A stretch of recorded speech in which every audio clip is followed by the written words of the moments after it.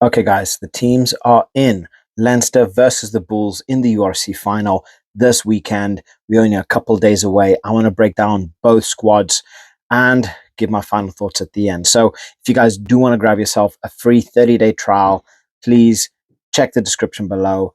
I have added a link. I am now affiliate with Amazon. So, check that out and let's break this down. So, first up, I am still more, if anything, I am more on the fence for both of these teams. I don't know who's going to come up with a win. In my previous video, I said the Bulls. Honestly, I don't know.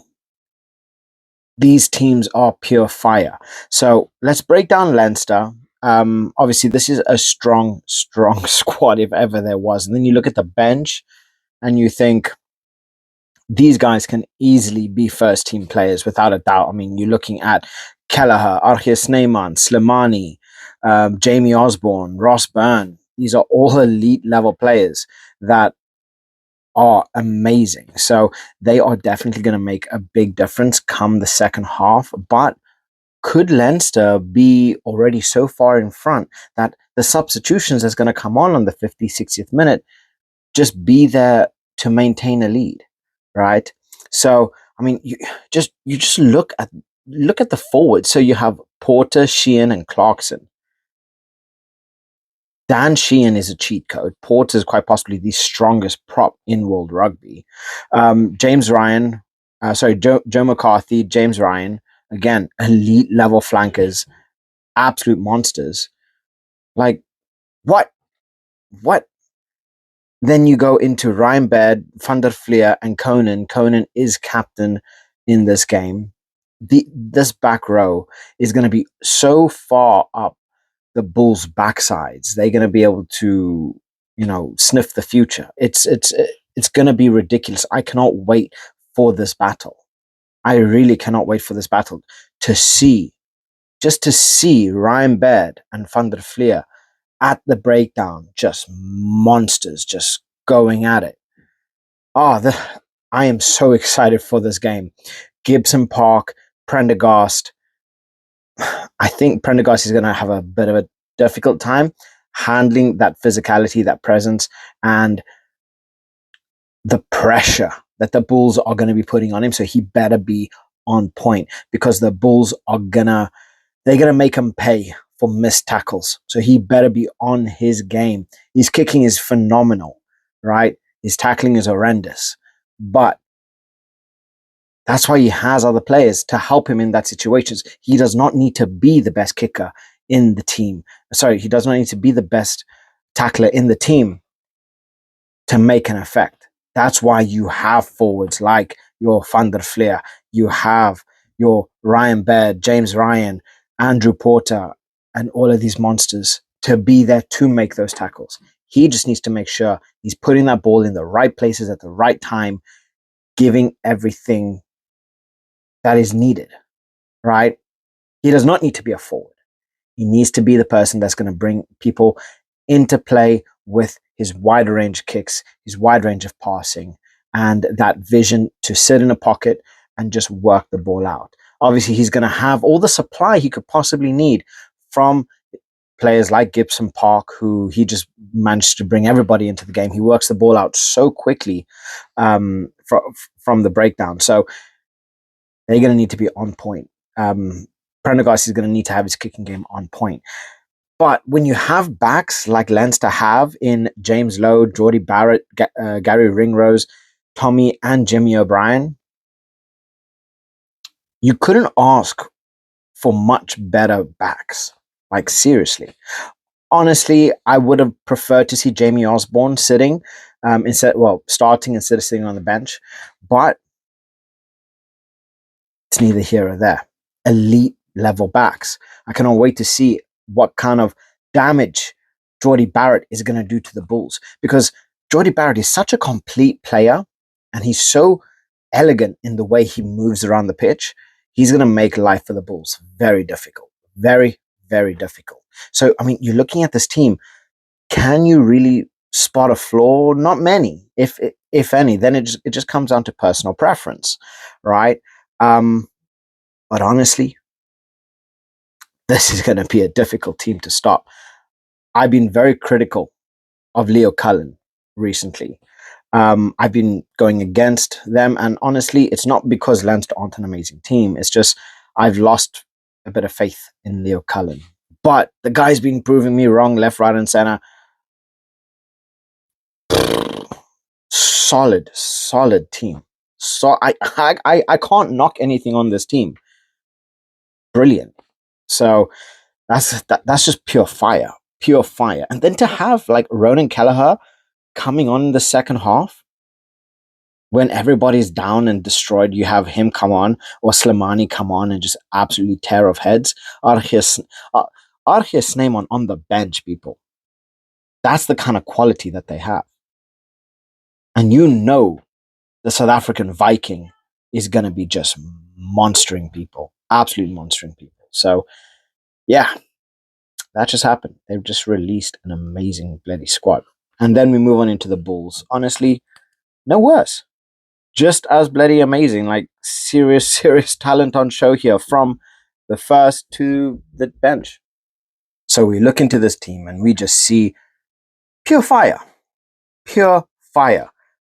Wessels, Grobelaar, Lowe. Leinster are going to have difficulties here. And I want to see Clarkson Lowe. I want to see Clarkson Lowe. That is going to be an absolute battle. That is going to be an absolute battle. But then we move on into the locks. Kobus Visa and JF van Heerden. Yeah, like this just excites me from both sides. Like just seeing the elite players that are going to be playing up against each other. Like it is ridiculous the kind of quality that we're going to be being seen. I hope this doesn't go down as a flop, this game. If this game just ends up being two Titans just battling a defensive game, I'm going to be so disappointed. When the level of players that are playing here, the level of players that can make a difference, that are going to be playing, this, I cannot wait for this game. So, Kobus van Heerden, Marco van Staten, Ruan Nogia is getting 7 and captain, and then Marcel Coetzee at 8. And he's going to be the one leading those backs, just absolutely powering through. Nogia is just a monster when it comes, like, he's going to be that first person in. He's going to be the last person, that wants to leave that pitch. He's going to be fighting for everything. He does not care if he loses an arm. He's going to be jackling for that ball. He's going to be fighting for everything. So, cannot wait to see Nogia. Cannot wait to see him. But a player that has been on my list for a little while now and that I'm so excited as I'm going to get to see play again is Embrose Papier. Embrose Papier has just been lighting a storm. Yes, he does go missing at points, but I think the sheer quality and talent that this guy has at his disposal is ridiculous. Then you have the players around him that are going to be helping him as well. Look, he moves that ball so quick. If you were looking at a head-to-head, Gibson-Park, he's definitely a level above Papier, but Papier still has so much to give, so much to develop. I'm telling you, this guy is going to be one for the future. Like, I would prefer him over Hendrikse. That might be controversial to you guys. Some of you guys might prefer Hendrikse. Papier for me, if I had to choose, I would choose Papier right now. Goosen, can he keep himself fit? Quality. If he can keep himself fit, this guy makes things look ridiculously easy. This is a very difficult position to play. And if I was to choose again head to head, Prendergast or Goosen, I'm going Goosen. He's got experience. He's got that technical talent. He's got that tactical talent. But his ability to play that ball at points is just, he makes it look so easy. Prendergast is definitely one for the future. He's got a bright future, and I see him potentially being, up there, like really, really up there with the greats. But he still has a lot to learn. He has a lot to improve on. And Goosen, I believe, has a better package now, as of like right now, as we speak, uninjured. The guy is ridiculous. Then wingers, Seb de Klerk. Leinster aren't going to be making the same mistakes that the Bulls made, unless they decide they want to slip or pull up and start winking at people. Who knows? But Seb de Klerk, as we've seen, you give him an inch, he's going to get you a try, right? You give him the ball in the wrong place, he has the capability to not only rip through you like a hot knife through butter, he also has the ability to play a crossfield kick with such perfect accuracy to break your defensive line and put in Canan Moody in for a try. And guess what? Moody's there as well. Serious South African talent. Serious South African talent. And then the centers, David Kriel and Harold Forster. Personally, the centers for Leinster have that one hands down. Like, don't get me wrong, I love David Kriel and David Forster. I'm learning a lot more about him as I go. But as a central pairing, Ringrose and Geordie Barrett, how can you say no to that? How can you say no to that? It's just ridiculous. And then for me, 15, Willie Leroux. The guy, he's just like that silverback gorilla. He's just that. He's just that prime. The guy's a bloody unicorn. He's just a unicorn. He plays so well, and he really makes it look far too easy. Far, far too easy. His kicking ability, his ability to distribute.